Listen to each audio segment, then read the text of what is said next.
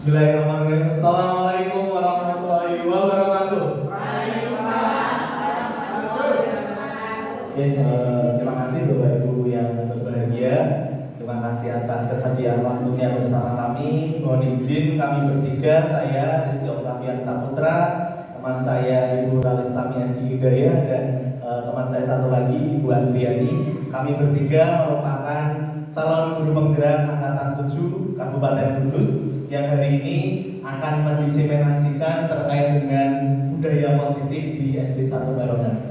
Kami bertiga nanti akan berkolaborasi dalam menyampaikan materi ini. Mudah-mudahan dengan apa yang kami sampaikan terkait dengan budaya positif ini, nantinya di SD kita, di sekolah kita terkait dengan budaya positif akan bisa lebih baik lagi. Assalamualaikum warahmatullahi wabarakatuh. Terima kasih atas waktu yang telah diberikan kepada saya. Di sini saya akan mendiseminasikan implementasi budaya positif di SD 1 Barongan.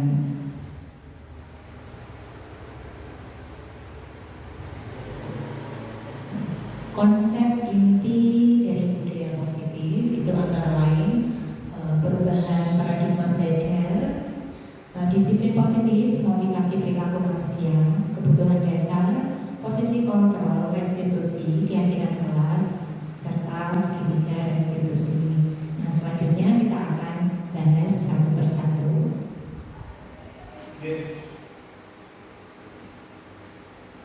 Budaya positif merupakan suatu kebiasaan yang bernilai positif, yang di dalamnya mengandung sejumlah kegiatan yang mampu menumbuhkan karakter murid, guru, serta visi dan misi sekolah. Budaya positif perlu dibangun dalam suatu kelas. Untuk mewujudkan budaya positif harus dilakukan sejak dini, mengingat dalam prosesnya membutuhkan waktu yang lama dan konsisten dari setiap stakeholder yang ada. Kemudian selanjutnya ada perubahan paradigma belajar.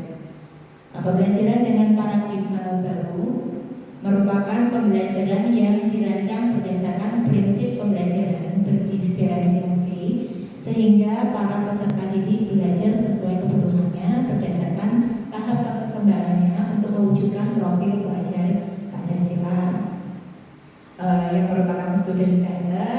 Guru itu penuntun, bukan penuntut. Kemudian pembelajaran yang berpihak pada murid. Selanjutnya, mengubah paradigma stimulus respon ke pendekatan teori kontrol. Bagaimana seseorang bisa berubah dari paradigma stimulus respon kepada pendekatan teori kontrol? Stephen Covey mengatakan bahwa bila kita ingin membuat kemajuan perlahan, sedikit-sedikit, ubahlah sikap atau perilaku Anda. Namun bila kita ingin memperbaiki cara-cara utama kita, maka kita perlu mengubah kerangka acuan kita. Ubahlah bagaimana Anda melihat dunia, bagaimana Anda berpikir tentang manusia. Ubahlah paradigma Anda, skema pemahaman dan penjelasan aspek-aspek tertentu tentang realitas. Nah, selanjutnya ada disiplin diri.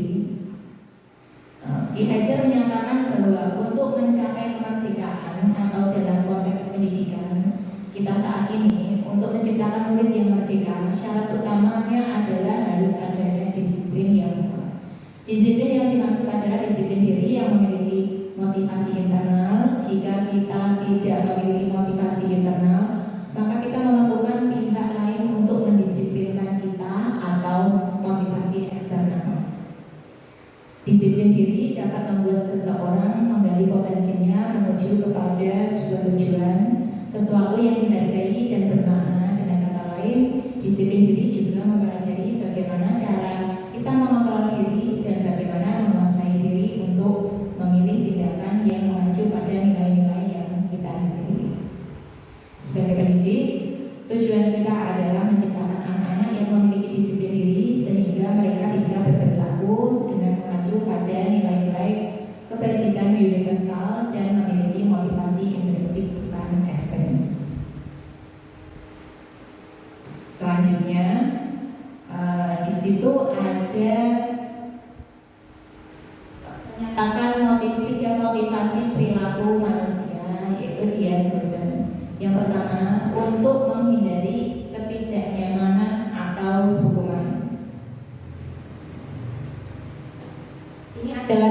terendah dari motivasi perilaku manusia. Biasanya orang yang motivasi perilakunya untuk menghindari hukuman atau ketidaknyamanan akan bertanya apa yang akan terjadi apabila saya tidak melakukannya. Sebenarnya mereka sedang menghindari permasalahan yang mungkin muncul dan berpengaruh pada mereka secara fisik, psikologis maupun tidak terpenuhinya kebutuhan mereka bila mereka tidak melakukan tindakan tersebut. Motivasi ini bersifat eksternal. Kemudian yang kedua, untuk mendapatkan imbalan atau penghargaan dari orang lain. Satu tingkat di atas motivasi yang pertama. Di sini orang berperilaku untuk mendapatkan imbalan atau penghargaan dari orang lain. Orang dengan motivasi ini akan bertanya, apa yang akan saya dapatkan apabila saya melakukannya? Mereka melakukan sebuah tindakan untuk mendapatkan pujian dari orang lain yang menurut mereka penting dan mereka letakkan dalam dunia berkualitas mereka. Mereka juga melakukan sesuatu untuk mendapatkan hadiah, pengakuan, atau imbalan. Motivasi ini juga bersifat eksternal. Yang ketiga, untuk menjadi orang yang mereka inginkan dan mereka hargai diri sendiri dengan nilai-nilai yang mereka percaya, yaitu orang dengan motivasi ini akan bertanya, akan menjadi orang seperti apa apabila saya melakukannya. Mereka melakukan sesuatu karena nilai-nilai yang mereka yakini dan hargai, dan mereka melakukannya karena mereka ingin menjadi orang yang melakukan nilai-nilai yang mereka yakini tersebut. Ini adalah motivasi yang akan membuat seseorang memiliki disiplin positif karena motivasi berperilakunya bersifat eksternal, bukan bersifat internal, bukan eksternal. Nah, dalam kaitannya ini ada 5 kebutuhan dasar manusia, yaitu kebutuhan untuk bertahan hidup atau survival. Yang kedua, cinta dan kasih sayang, love and belonging. Yang ketiga, kebebasan atau freedom. Yang keempat, kesenangan atau fun. Kemudian yang terakhir adalah kekuasaan atau power. Posisi kontrol restitusi. Program disiplin positif yang berpusat pada murid yang dikembangkan oleh Ian Rosen dengan pendekatan restitusi yang disebut dengan 5 posisi kontrol. Kelima posisi tersebut antara lain sebagai penghukum, pembuat rasa bersalah, teman, pemantau, dan manajer.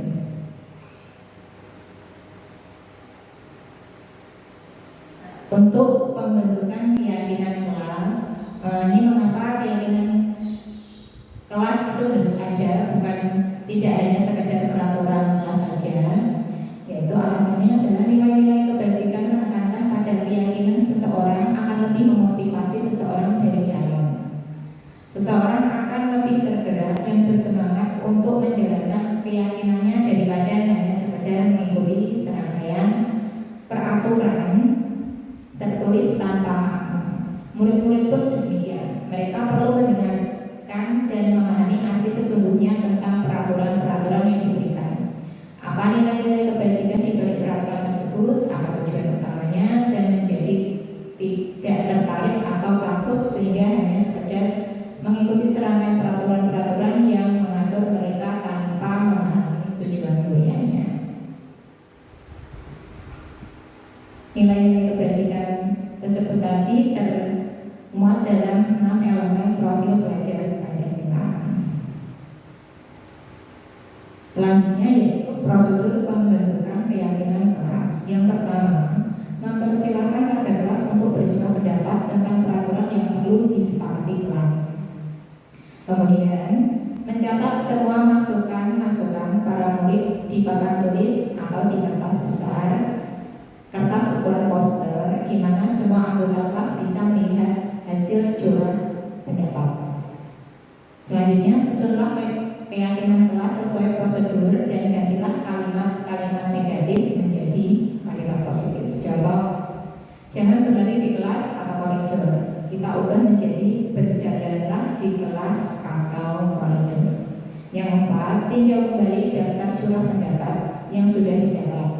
Anda mungkin akan mendapati bahwa pernyataan yang tertulis di Di sana masih banyak yang berupa peraturan-peraturan. Selanjutnya, ajak murid-murid untuk menemukan nilai kebajikan atau keyakinan yang dituju dari peraturan tersebut. Contoh, berjalan di kelas, dengarkan guru, datanglah tepat waktu, berada di bawah payung yaitu keyakinan kelas, saling menghormati atau nilai kebajikan hormat. Keyakinan inilah yang dimasukkan dalam daftar untuk disepakati. Kemudian yang selanjutnya nomor 5, sebaiknya keyakinan kelas tidak terlalu banyak, bisa berkisar antara 3-7 prinsip keyakinan. Bila mana terlalu banyak, maka warga kelas akan sulit mengingatnya, akibatnya sulit untuk dijalankan. Setelah keyakinan kelas selesai dibuat, maka semua warga kelas dipersilahkan meninjau ulang dan menyetujuinya dengan menandatangani keyakinan kelas tersebut, termasuk guru dan semua warga atau murid. Yang terakhir, keyakinan kelas selanjutnya bisa diletakkan di dinding kelas di tempat yang mudah dilihat semua warga kelas. Contoh dari keyakinan kelas yang pertama itu keyakinan kelas 1. Contohnya setiap anggota kelas perlu belajar, setiap anggota kelas perlu senang, setiap anggota kelas perlu melakukan tugas, setiap anggota kelas perlu saling menghargai, setiap anggota kelas perlu merasa aman. Kemudian untuk keyakinan kelas pada kelas tinggi ini dicontohkan pada kelas 5. Yang pertama, selalu bersifat positif, senantiasa menjadi diri terbaik, percaya dan menghormati orang lain serta barang miliknya, berkomitmen terhadap setiap tugas, senantiasa membantu.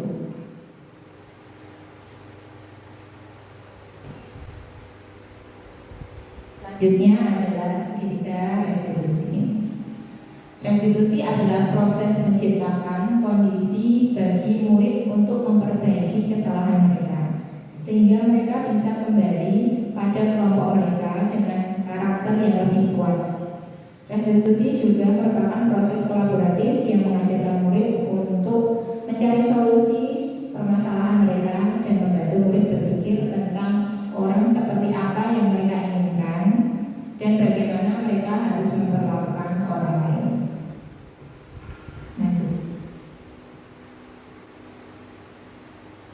Contoh kalimat dalam segitiga restitusi. Yang pertama adalah menstabilkan identitas. Contoh kalimatnya yang bisa kita sampaikan kepada murid adalah berbuat salah itu tidak apa-apa, atau tidak ada manusia yang sempurna. Saya juga pernah melakukan kesalahan seperti itu. Kita bisa menyelesaikan ini. Bapak Ibu tidak tertarik mencari siapa yang salah, tapi Bapak Ibu ingin mencari solusi dari permasalahan ini. Kamu berhak merasa begitu. Apakah kamu sedang menjadi teman yang baik buat dirimu sendiri? Kemudian tahap yang kedua adalah validasi tindakan yang salah. Contoh kalimatnya, padahal kamu bisa melakukan yang lebih buruk dari ini ya. Kamu pasti punya alasan mengapa kamu melakukan hal itu. Kamu patut bangga pada dirimu sendiri karena kamu telah melindungi sesuatu yang penting buatmu. Kamu boleh mempertahankan sikap itu, tapi kamu harus menambahkan sikap baru. Untuk tahap selanjutnya yaitu menanyakan keyakinan. Contoh kalimat yang bisa kita utarakan antara lain, apa yang kita percaya sebagai kelas atau keluarga. Kemudian, apa nilai-nilai umum yang telah kita sepakati, apa bayangan kita tentang kelas yang ideal. Kamu mau jadi orang yang seperti apa? Itu tadi adalah contoh-contoh kalimat dalam segitiga restitusi. Sekian dari saya, kurang lebihnya mohon maaf.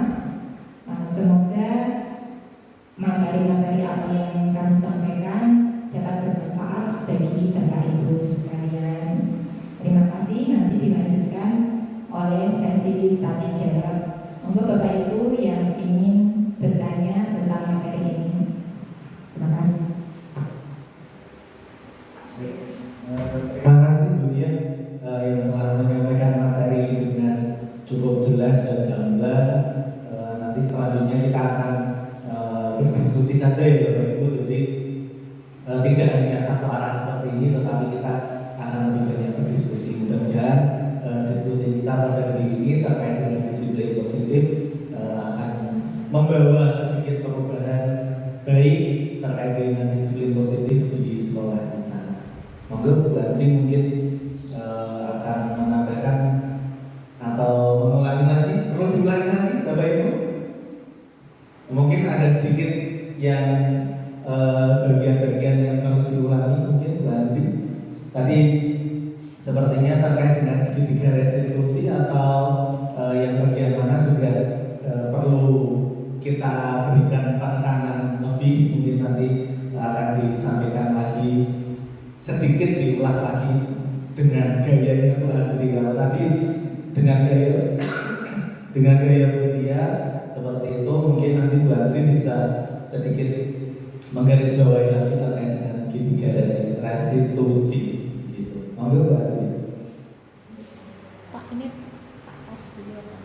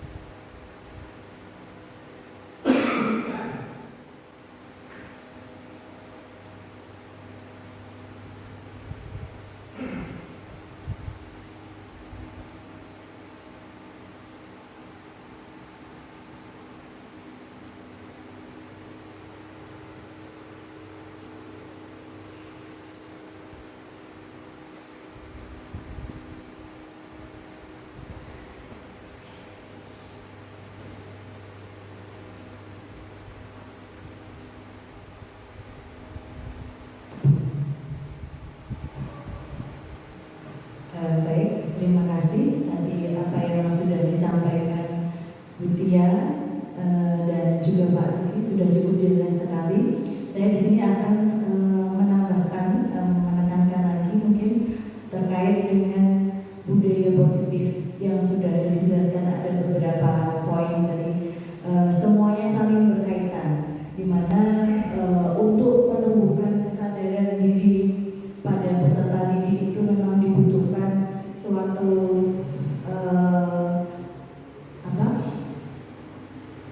pembiasaan dan secara terus-menerus. Jadi butuh suatu pembiasaan, dan hal itu juga kita perlu mengetahui tentang motivasi yang melatar belakangi seseorang melakukan suatu tindakan. Jadi kita harus betul-betul memahami, sehingga kita sebagai seorang guru bisa mengambil sikap, bisa menentukan solusi terbaik yang bisa kita lakukan untuk menyelesaikan suatu permasalahan. Tadi sudah dikatakan Bu Tia mengenai motivasi perilaku manusia, yaitu dari poin yang 1 dan kedua itu adalah bersifat eksternal. Jadi biasanya kalau dari eksternal itu kurang ada kesadaran, belum muncul kesadaran dari diri mereka, karena mereka hanya pertama takut karena daripada kena hukuman mending saya cari aman saja. Kemudian yang kedua itu karena mengharapkan imbalan. Jadi kalau anak hanya motivasinya 1 dan 2 itu nanti kedepannya budaya positif kurang bisa berjalan dengan baik. Jadi diharapkan motivasi dari dalam diri mereka, jadi dari kesadarannya untuk menjadi seseorang yang mereka inginkan. Mereka harus menghargai diri sendiri dan nilai-nilai yang mereka percayai. Kemudian dari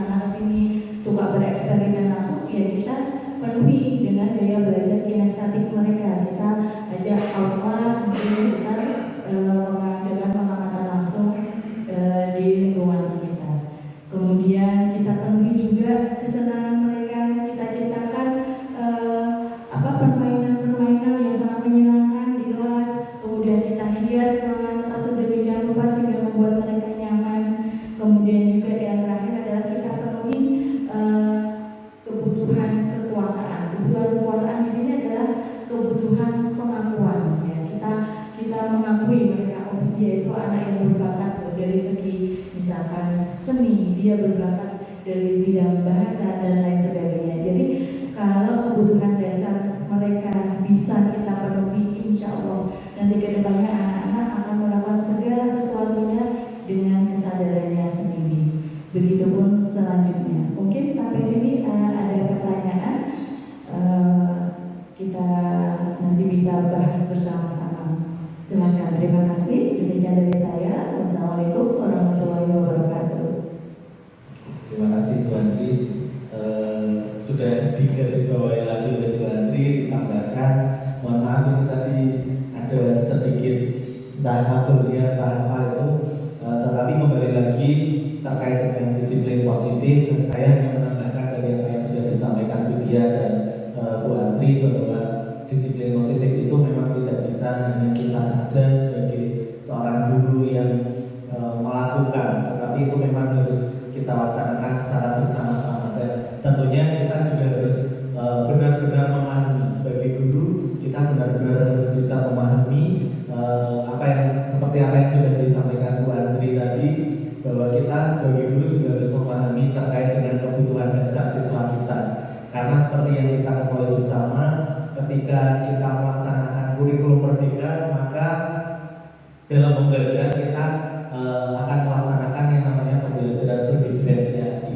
Dan pembelajaran berdiferensiasi itu tidak hanya kemudian istilahnya saja yang berubah, tetapi memang dari pola pikir kita sebagai guru, kemudian dalam melaksanakan pembelajaran itu kita juga harus sudah melaksanakan diferensiasi, mulai dari perencanaannya, proses sampai dengan evaluasinya. Jadi kita benar-benar bisa melayani atau memfasilitasi peserta didik kita itu dengan baik, dengan lebih maksimal dan sesuai dengan kebutuhan anak. Karena anak-anak kita itu memiliki kebutuhan dasar, memiliki passion, bakat, minat yang berbeda-beda, sehingga kita tidak bisa pukul rata, semua harus sama. Begitu juga dengan kegiatan atau disiplin positif yang kita bahas pada hari ini, itu juga tidak serta-merta kita langsung melakukan secara frontal, tapi kita memang harus melakukan pendekatan-pendekatan baik kepada pimpinan kita di sekolah, yaitu kepala sekolah, sesama guru, teman sejawat, dan tentunya kita juga harus melakukan pendekatan dengan siswa maupun orang tua siswa. Karena percuma kita di sekolah melaksanakan budaya yang baik, disiplin positif yang baik, apabila kita tidak komunikasikan dengan orang tua, maka itu nantinya akan buyar lagi anak-anak nanti di rumah.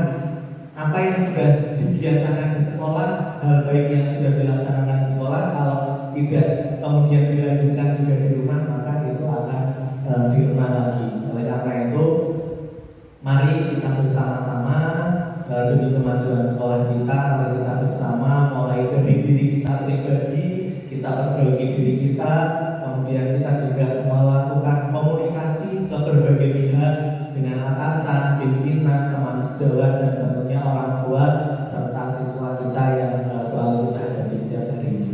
Mungkin itu Bapak dan Ibu, kita lanjutkan setelah ini dengan sesi tanya jawab dan diskusi. Mungkin dari Bapak Ibu di kelas banyak menemukan permasalahan atau banyak menemukan kendala-kendala seperti yang teori-teori tadi, teori-teorinya juga sudah disampaikan oleh Bu Dia, bahwa banyak teori, tetapi pada kenyataannya kadang kita di lapangan itu selalu dibenturkan antara teori dengan lapangan, itu kadang jauh berbeda. Maka dari itu mari kita berdiskusi, sharing bersama untuk bersama-sama memecahkan kendala-kendala atau permasalahan-permasalahan yang ada di kelas kita.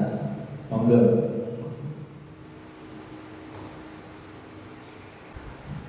Assalamualaikum warahmatullahi wabarakatuh. Terima kasih atas Saya ingin mengetahui bagaimana untuk pengertian dari segitiga restitusi itu apa, Bu?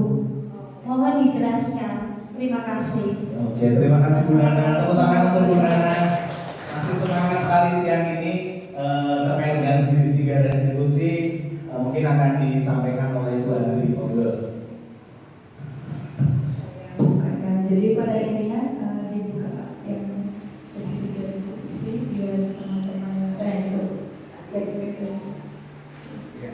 di sini. Di situ untuk pengertiannya, restitusi itu adalah proses menciptakan kondisi bagi murid untuk memperbaiki kesalahan mereka sehingga mereka bisa kembali pada kelompok mereka dengan karakter yang lebih kuat, lebih baik lagi. Jadi di sini segitiga restitusi itu kita menyelesaikan permasalahan anak ya dengan pendekatan, bukan dengan marah-marah, bukan. Ya, jadi permasalahan itu kita selesaikan dengan mencari sumber permasalahannya. Misalkan andai kata ada anak yang datang terlambat, kita tidak boleh langsung marah-marah, ya. Tapi kita tanya dulu apa penyebabnya. Mungkin ada alasannya. Kemudian anak yang bertengkar, kita pun tidak boleh langsung memarahi. Kita dekati. Nah, jadi segitiga restitusi itu adalah menyelesaikan permasalahan dengan pendekatan. Di situ ada ketiga ini sisinya, yaitu yang pertama adalah validasi tindakan yang salah, kemudian menstabilkan identitas dan menanyakan keyakinan. Boleh ketiga-tiganya dipakai ataupun beberapa saja. Next Pak, coba. Nah, dalam segitiga restitusi tadi sesuai bisa menggunakan sisi yang pertama menstabilkan identitas. Kalimat yang bisa kita gunakan itu adalah diantaranya berbuat salah itu tidak apa-apa. Nah, kita pertama memberikan pembesarkan hati mereka.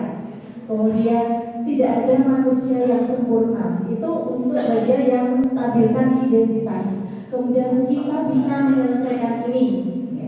Kemudian bapak atau ibu tidak tertarik mencari siapa yang salah. Biasanya kalau ada pertengkaran gitu ya. Kemudian tapi bapak dan ibu ingin mencari solusi dari permasalahan dan seterusnya. Ini untuk yang sisi menstabilkan identitas. Kemudian yang kedua adalah validasi tindakan yang salah. Nah, saat anak melakukan kesalahan kita tidak lantas langsung memarahinya, tapi kita bisa sampaikan dengan kalimat seperti ini. Padahal kamu bisa melakukan yang lebih buruk dari ini ya. Jadi tujuannya itu untuk menyadarkan, ya, menyadarkan. Tapi dia tidak melakukan yang lebih buruk dari itu. Kemudian kamu pasti punya alasan mengapa melakukan hal itu dan seterusnya. Itu validasi tindakan yang salah. Jadi harapannya anak benar-benar sadar dengan sendirinya. Kemudian untuk seterusnya dia melakukan sesuatu yang benar itu tidak dengan terpaksa tapi dengan kesadaran. Kemudian sisi yang ketiga itu menanyakan keyakinan. Karena kita membuat keyakinan kelas. Tadi ada keyakinan kelas, bukan kesepakatan. Kalau kesepakatan lebih cenderung ke ada hukuman. Di situ bisa kalimat yang kita gunakan apa yang kita percaya sebagai kelas atau keluarga. Kemudian apa nilai-nilai umum yang kita telah sepakati. Jadi kita mengingatkan kepada anak tentang kesepakatan keyakinan kelas yang sudah kita sepakati. Nanti ada di situ bagaimana cara kita membuat keyakinan kelas.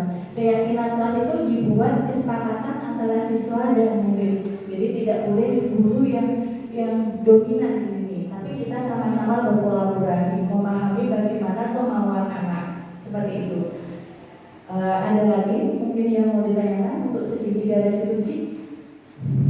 Sudah cukup jelas ya Bu Nana ya apa yang disampaikan oleh Bu Adri. Jadi mudah-mudahan dari apa yang kami sampaikan, kami tidak sampaikan itu nantinya dapat sedikit memberikan pencerahan bagaimana ketika kita di kelas, ketika kita mengajar, menemukan sebuah permasalahan, menemukan kasus-kasus. Mungkin ada lagi pertanyaan?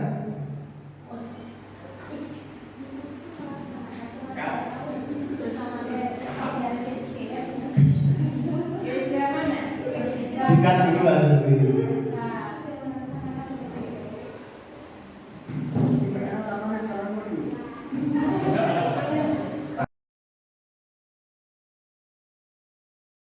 Terima kasih kepada Bapak Rizky. Saya mau bertanya, apa posisi dari manajer pada posisi kontrol? Gitu Pak, terima kasih. Boleh dijelaskan. Oke, terima kasih Bu Dwi terkait dengan posisi kontrol. Itu salah satunya memang ada di situ ada pada posisi manajer ya. Contoh posisi manajer itu bukan kemudian kita seperti manajer, seperti bos, itu tidak. Tetapi misalkan kita menemukan sebuah permasalahan di kelas, kemudian contohnya siswa kita melakukan sebuah kesalahan. Ketika siswa kita melakukan sebuah kesalahan, kita sebagai guru itu juga memiliki, tadi yang sudah disampaikan oleh Bu Adri, salah satunya adalah posisi kontrol, di mana salah satu posisi kontrol itu adalah salah satunya adalah posisi manajer. Nah, posisi manajer ini bagaimana sih ketika anak melakukan kesalahan? Di situ kita sebagai seorang guru itu mempersilahkan murid untuk mempertanggungjawabkan perilakunya itu tersendiri. Kita hanya memotivasi, kita menggiring anak tersebut untuk dapat mempertanggungjawabkan apa yang telah dia lakukan dan mendukung si anak tersebut untuk menemukan solusi atas permasalahannya sendiri.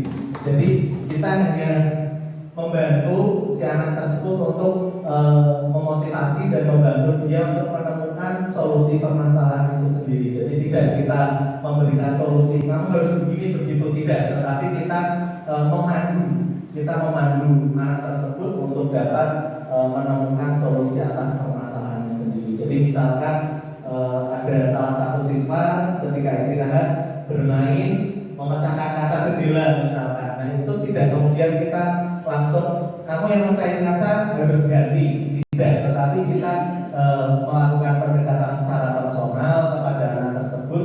Kemudian kita ajak ngobrol dia, gimana sih ini kacanya pecah, kemudian biar tidak membahayakan, biar indah lagi, biar bagus lagi, rapi lagi, kira-kira bagaimana. Jadi kita sebagai posisi kontrol, di mana di sini mengambil posisi manajer, itu adalah kita membawa peserta didik, membawa siswa kita itu untuk memahami bahwa dia harus mempertanggungjawabkan apa yang telah dia lakukan dengan cara dia menemukan solusi permasalahan itu sendiri, bukan langsung kita beritahu kamu harus ganti kaca yang pecah sekian misalkan, tidak, tetapi kita dorong mereka untuk bisa menemukan solusi permasalahannya itu sendiri.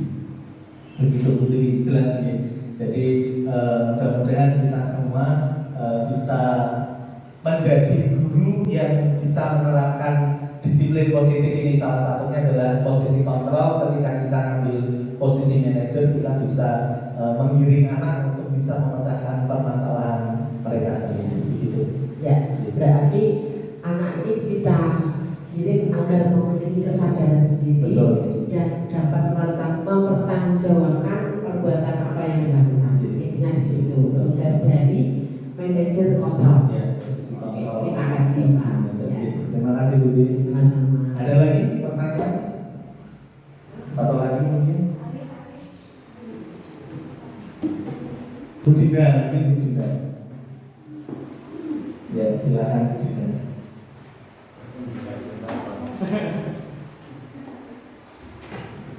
Senior kami. Terima kasih untuk waktu yang diberikan. Saya mau tanya tentang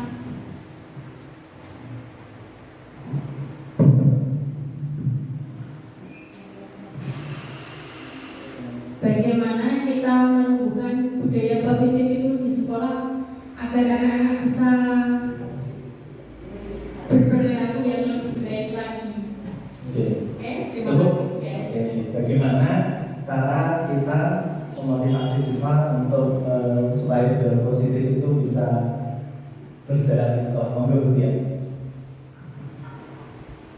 Terima kasih atas pertanyaannya, Ibu Dina. Saya ulang lagi, bagaimana cara kita untuk menumbuhkan budaya positif di sekolah kita.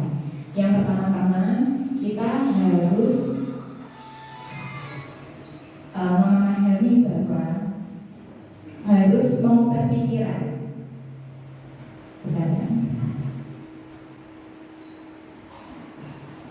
Menurut William Geiser dalam kontrol teori itu ada miskonsepsi dalam pikiran kita tentang disiplin. Yang pertama adalah ilusi guru itu mengontrol murid.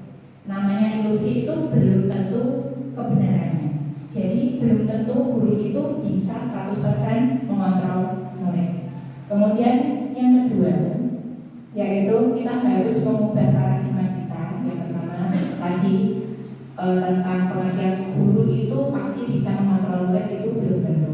Yang kedua, bahwa semua penguatan positif dan efektif itu bermanfaat. Contohnya, ketika anak kita berperilaku tidak sesuai dengan keinginan kita, biasanya kita kan membujuk agar anak tersebut untuk berperilaku positif.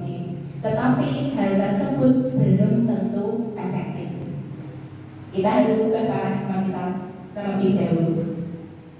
Yang kedua, bahwa kritik yang membuat orang merasa bersalah dapat menguatkan karakter. Biasanya ketika anak itu tidak sesuai dengan keinginan kita mengkritik anak tersebut. Misalnya ramai sendiri sehingga temannya terganggu. Biasanya kan kita istilahnya nilai kalau bahasa Jawa, mengkritik dia. Nah, mengkritik itu tidak selalu mengkritik membuat merasa bersalah, itu tidak selalu dapat menguatkan karakter. Bisa juga anaknya menjadi minder atau dendam kepada kita karena malu ditegur di hadapan teman-temannya yang lain. Kemudian ilusi bahwa orang dewasa memiliki hak untuk memaksa. Di sekolah ini, di kelas terutama, guru itu memposisikan diri sebagai orang dewasa. Nah, tadi kita harus mengubah bahwa pikiran guru itu dapat memaksakan supaya anak patuh. Memaksakan sesuatu itu belum tentu kebenarannya, karena hal-hal yang bersifat memaksa, memang disiplin itu sebelumnya kalau kita mendengar kata disiplin, hal yang kita pikirkan pasti kan kepatuhan, tata tertib. Disiplin kan pasti seperti itu, bersifat memaksa. Padahal semua itu belum tentu benar, karena sesuatu yang bersifat memaksa itu akan berjalan saat itu saja, tidak berkelanjutan lama. Contohnya untuk anak-anak yang sering main bola, kalau langsung nanti kalau main bola dapat hukuman ini, ya dia nggak main bola, tapi nanti kalau gurunya lengah dia main lagi. Makanya itu kita kembalikan lagi tadi tentang budaya positif itu harus berasal dari diri anak itu sendiri, bukan paksaan dari luar. Maksudnya dari luar itu dari guru. Yang bisa kita tindakan itu adalah yang pertama, membentuk keyakinan kelas. Membentuk keyakinan kelas. Kemarin juga ada Bapak Ibu guru yang ajaran baru sudah mulai melaksanakan hal tersebut, membentuk keyakinan kelas dengan murid-murid. Jadi pendapat murid tentang keyakinan kelas itu semua dihargai. Dia itu pengen kelas itu yang baik itu seperti apa. Terus bagaimana mewujudkan nilai-nilai keyakinan kelas itu, kita meminta pendapat para murid. Guru hanya memfasilitasi saja, tidak langsung tidak mengerjakan PR, hukumannya apa, terlambat, hukumannya apa, tidak seperti itu. Jadi sekali lagi bagaimana kita menumbuhkan budaya positif. Yang pertama memang sulit itu, yaitu menumbuhkan kesadaran pada siswa-siswi kita. Selain itu guru juga harus memberi contoh. Kalau misal ada peraturan harus tepat waktu, ya gurunya harus tepat waktu. Seperti itu. Ada lagi Bu Dina?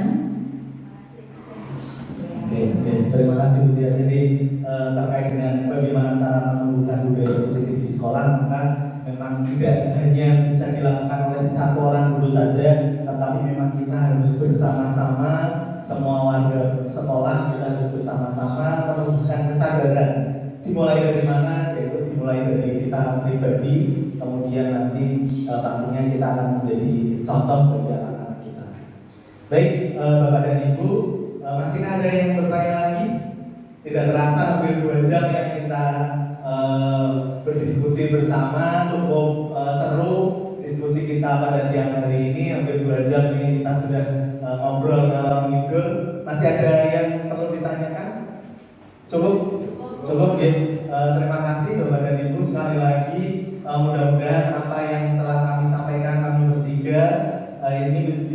menjadi sedikit pencerahan dan sedikit perbaikan bagi kami dan bagi kita semua dalam memajukan sekolah kita, dan utamanya dalam menumbuhkan budaya positif di sekolah kita. Ada tambahan Bu Lia mungkin? Sudah. Cukup ya. Terima kasih Bapak dan Ibu, sekali lagi kami ucapkan atas kesediaan waktunya dan atas berbagi. Kita saling berbagi, saling menginspirasi. Jadi siapapun itu kita bisa menjadi inspirasi bagi orang lain. Kami ucapkan terima kasih, sekali lagi kami mohon maaf dan kami akhiri. Wassalamualaikum